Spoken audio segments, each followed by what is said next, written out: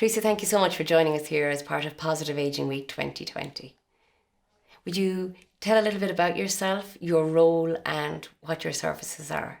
My name is Teresa Hennessy. I work in the HSE here in Carlow, Kilkenny, in health promotion. So I work in positive ageing and other areas. I've been with the Kilkenny and Carlow Age Friendly County programme as a member of the steering group on both for about 10 years now. So it's been an interesting journey from the beginning. So what is mindfulness, Teresa? Can we start with 3 deep breaths? Would that be okay? Okay. So I'm going to ask you and anyone who's watching, perhaps just put your 2 feet flat on the ground and seat yourself in the seat so that you can feel the support of the chair beneath you. Just bring your attention to your breathing and draw a deep breath in and hold for a moment and let it back out again. And again, a deep breath. And if you're holding any tension in your body, try to become aware of where that is and let it go on the outward breath. And again, a deep breath in through the nose and out through the mouth. So, if you've never done any mindfulness before, you have done it now. That's how simple it can be. Mindfulness is about paying attention in a particular way on purpose to the present moment, non-judgmentally. It's about not spending all of your time dwelling on regrets in the past or spending all of your time projecting about worries in the future. So it's bringing your attention to the only moment you have, which is the present moment. Okay? A very simple way of explaining mindfulness is to use the word focus. It's bringing focus. So mindfulness isn't about drifting off into non-thinking. It's about concentrating on the present moment. Breath is often used as an anchor to bring your attention to the present moment because it's available to all. Everybody is breathing. So it's a good way to bring yourself to the present moment. Mindfulness is, it takes time to develop. But the more you do, it's like dose dependent. The more you do, the easier it becomes to practice. You develop your mindfulness muscle. It's like physical activity. The more you do, the more your muscles tone up. So if you're developing mindfulness, the more you do it, the more it comes easily to you. Pick a time that is quiet and that suits you. So when you won't be disturbed by anybody. For example, I do it sometimes in the car. If I'm a few minutes early for work, park up under the trees, I know I won't be disturbed. For others, they do it first thing in the morning before they even get out of bed. And that can be a time, it's peaceful, the house, hasn't kicked off for the day yet. So whatever suits you, really, it's just to pick a time that suits you so that you'll continue it, because it's all about doing it as often as you can, at least once a day, and maybe in the start as you're just developing your practice, 5-10 minutes, and then as it becomes easier, try to fit in a little more into your day. Are there any books that you could recommend to us on mindfulness, just to learn a little bit more about it? There's loads and loads of books. One that I would recommend is this one, Mark Williams, Danny Penman. It's one of the classics. It's Mindfulness, a Practical Guide to Finding Peace in a Frantic World. It's a lovely title, yeah, that's what attracted me to it. But also they would be, particularly Mark Williams, would be one of the co-founders of research around mindfulness, and he would have developed the mindfulness-based cognitive therapy program. So he's very well regarded in the field. So what's beautiful about this book is it is very practical. It goes through 8 weeks of a mindfulness program that you could take part in yourself. And it also, for those of you who still use CDs, because I do, it has a CD in the back with all of the mindfulness meditations on it. So it even shows you the sequence that you should practice in. You may not like every meditation that you come across, but it's important to do particular ones. When you start off, always a mindfulness breath meditation, and then a very important other one is a body scan. So it helps you to scan your entire body and become aware of the connection between your body and your mind. So all of those are in the back of the book, as well as really simple explanation throughout. So that book in particular I would recommend. And then, with mindfulness, I suppose, because we're at Positive Aging Week and we're talking about, things that we can do to help ourselves as well. Would you, like, from a person's perspective, being at home at the moment, maybe, would you think that mindfulness would help them more, or how might it help them? There's loads of benefits to mindfulness, and maybe now is the time when people have a little more time to themselves and the house is quieter. The benefits can be in terms of your physical health. Like it's not just airy-fairy. It's been around for thousands of years, but I suppose research on mindfulness has only grown in the last 2 or 3 decades, and it has been proven to help reduce, in some cases, blood pressure, to help with pain management. This is if it's done regularly and correctly, and to reduce instance of anxiety and improve sleep. It can even has been shown to have benefits in terms of improved relationships, because what mindfulness does is it gives you that little pause before you react to something that maybe would have triggered you previously. Because you become more aware of your thoughts, it allows you to pause and to respond rather than to react to something. So in that way, it can reduce aggression, it can reduce bullying, it can actually make people more empathic as well to others. So there's loads of benefits to it. So I take it as being a little break from your brain, from the busyness of your brain and from overthinking. Because how many thoughts do you think go through your mind every single day? It's actually between 60 and 80,000 thoughts a day. And what's interesting is that the majority of those are the same as the thoughts you had yesterday. So if you had a bad day yesterday, you could be bringing a lot of that negativity forward into today. So with mindfulness, it can actually help you to become aware of your thoughts and what they are, and just see them as passing through rather than being facts. So it might be, say for example, if you see somebody coming towards you on the street and they ignore you, but you know them quite well. If you're having a bad day, you might start to think, why did they ignore me? What did I ever do to her? All the things I ever did for that person. And you get in a rage, or you might decide, well, I'm going to ignore them the next time I see them. Okay? But if you're rational and you think about, maybe there's another side to this. Maybe she's distracted. Maybe she's upset or worried about something. Maybe she didn't see me at all, So mindfulness can help you to bring that rationality into it rather than reacting emotionally to something that may not be there at all. So there's 2 main ways that you practice mindfulness. There's formal and informal mindfulness. So formal is maybe where you listen to a guided meditation, like the CD that I mentioned earlier. I'll do one as well during this session to see what people think. So that's listening to someone else's voice. There's loads of apps, there's loads of books, CDs and things that you can download to listen to. The script that I will read out, I'll make it available too, that people can actually just take it away and read it to somebody else. You can record your own voice and play it back if you find that relaxing, or someone in your family who's, you like listening to their voice, you could use it like that. So that's formal mindfulness. Informal mindfulness then is bringing your attention to the present moment within everyday activities. So you can be mindfully washing the dishes, mindfully rubbing the dog, having a cup of tea, going for a walk.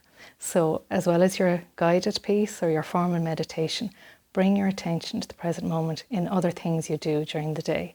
And you do this by using your 5 senses. So you can say to yourself, what can I see? What can I hear? What can I feel? What can I taste? And what can I smell? And, not all of those will be present all of the time, but it grounds you. And actually that can be used for somebody who's feeling very anxious or panicky. They can ground themselves by bringing their attention to their 5 senses, looking around and saying, what 5 things can I see? 4 things I can hear.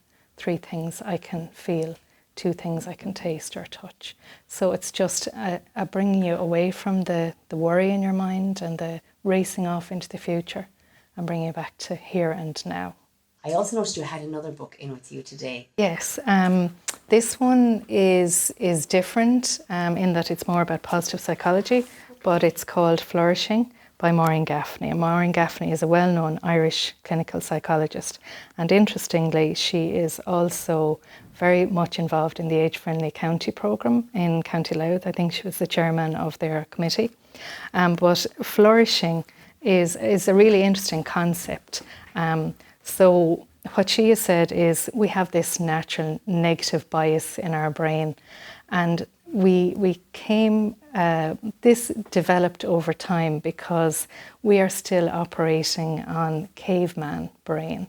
So for example, if we, as cavemen, wandered out their caves thinking about what food can I kill to bring back to my family today, they would survey the landscape. So you might see, you know, beautiful trees or the sunrise or animals in the distance or an antelope that you could possibly run after and, you know, hack. But if you miss the rustle in the bushes, which is a dangerous animal about to attack you, then you're in trouble. So that's where our negativity bias comes from in the brain, because we can see all these wonderful things, but if we see one thing wrong, that's the one thing that sticks in our brain. So it was a survival mode initially for us to have this negativity bias, but it doesn't serve us well now that we notice the negatives and we actually remember negative memories a lot more clearly than positive ones. So the whole idea of flourishing is to look at the balance between negative and positive in your life. And what Maureen has said is that you need at least 3 positives to counteract every negative thing in your, you know, every negative, say, comment. You need 3 positives to counteract that and balance things up. But in order to actually flourish, to not just feel like I'm treading water here, I'm actually, you know, growth, or I'm feeling love, or I'm feeling fulfilled in my life, you need a ratio of at least 5 to 1. And have you any tips on positive psychology as well? Yeah, and it's really interesting, the whole science behind positive psychology. What you focus on expands in your brain. Every single experience you have every day changes your brain slightly. So even if you have a similar experience to yesterday, it's still creating neural pathways in your brain. So as I said earlier, we have 60,000 thoughts. The majority of those are the same as yesterday. But if you went on a holiday today, just say, even in Ireland, with current climate, okay, you go to the seaside today, your thoughts today are going to be slightly different from yesterday when you were in the same routine and in the house and cooking for the same people and seeing the same faces. You know, because you're seeing different things, you're smelling different things, tasting different things. It actually puts you in good form just to be somewhere else. But you don't have to physically travel to put your brain in a different headspace. When you're being mindful, you're noticing, I'm a bit negative here. These are the thoughts that are going through my head. What can I do to shift that balance? So one of the ways of shifting the balance or redressing the balance is to concentrate on what things do I love to do. It's very simple, so it's different for everyone. So what are my flow activities? So a flow activity is something that when you're in the process of doing it, you're so passionate about it that time passes and you don't notice the time has passed. Okay, so one of my flow activities is scrapbooking. I love to pull together photographs and captions and capture pieces of people's personalities, put them in a book, either physically or online, and present it to that person. So when I'm doing that, I can get lost, do that for 2 or 3 hours and not notice someone who's come in or out, or whether I've had a cup of tea or whatever. So do more of your flow activities, do more of what you love. And that's one way to redress the balance. Notice when you're in a negative spiral and what can you do about it. Sometimes when people are feeling a bit down, they stop doing the things they love. They don't want to see people, or they don't feel like going out or going for a walk. But those are the times when you really need to do those things because they're nourishing your spirit. So think about all of the activities you do that you enjoy. even if it's just a crossword. Ring a friend you haven't been talking to in a while. Increase your positivity ratio. Think about things that you're grateful for. There's a daily exercise, even just to wake in the morning and think of 3 things that you're grateful for. And again, that can just shift your perspective on the day. Rather than listen to the news 10 times a day, it's constant, it's still going to be there. If you miss the 6 o'clock, it'll be there at 8 o'clock. You can look at it on your phone for 2 minutes and get the update. You don't need to watch the news 10 times. So instead of watching the news, maybe put on a piece of music that you love. Recently I found a piece of research around uplifting music, and it was all 70s, 80s music, the top 10 songs that were the most uplifting. So Queen, ABBA, all of that kind of music. 80s music in particular has a certain rhythm that lifts your mood. Yeah. So do more things that lift your mood, Yeah. Earlier I had mentioned that mindfulness is about bringing your attention to the present. We're often not in the present because we're on autopilot. When we learn something new, for example, learning to drive the car, for me was a huge task because there were so many things to remember. The gear stick, the wheel, watching outside, indicators on which side, the lights on and off. And I actually couldn't listen to the radio because that was just one thing too many. But then, over time, when you become proficient at driving, you don't need to think about each individual task. It goes into automatic pilot. So that's useful for us for those kind of tasks, but it's not useful to be on autopilot all of the time because you're actually missing the present moment. How many times have you driven through town and thought afterwards, did I go through there yet or not? So then you're actually missing the present moment. So be aware that the majority of time we operate on automatic pilot, but that mindfulness brings us back into the present.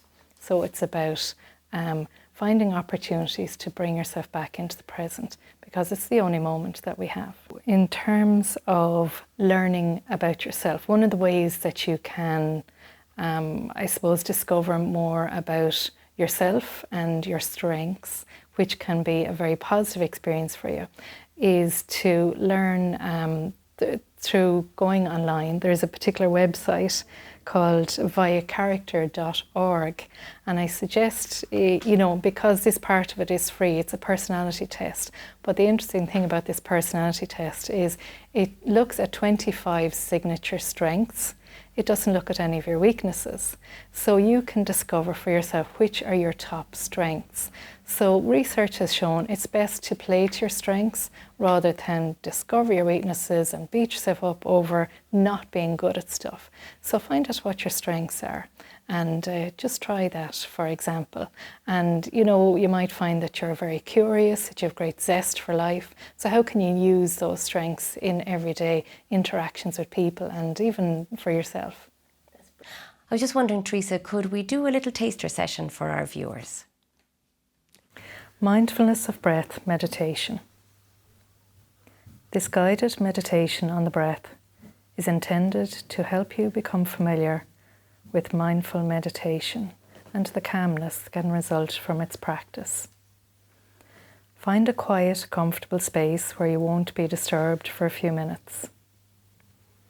Sit in an erect posture, either on a chair with a straight back or on a cushion. Rest your hands lightly on your lap. If you're comfortable doing so, close your eyes. Or if not, just lower your gaze and fix on a spot on the floor or the wall. Allow yourself to switch from the usual mode of doing to a mode of non-doing, of simply being. As you allow your body to become still, become aware of the movement of your breath as it comes into your body and as it leaves your body. Simply being aware of it and the feelings associated with breathing. Draw the breath in through your nose and slowly out through your mouth. Observe the breath deep down in your belly. Feel your belly as it expands on the in-breath and as it falls back gently towards your spine on the out breath. Just being totally here in each moment with each breath. You're not trying to do anything or go anywhere. You're simply being with your breath, with each in-breath and each out-breath, giving full care and attention to each. You will find that your mind will wander off into thoughts. This is normal. All you need to do each time this happens is notice it and gently bring your attention back to your breath. Being fully conscious of the duration of each in-breath and of each out-breath. Each time you find your mind wandering, just gently and without judging yourself, bring it back to the present moment, to the sensation of your breath. Using your breath as an anchor to focus your attention in the present moment and to help you tune into a state of relaxed awareness and stillness. As you continue to observe your breathing, you may also become aware of sensations in your body.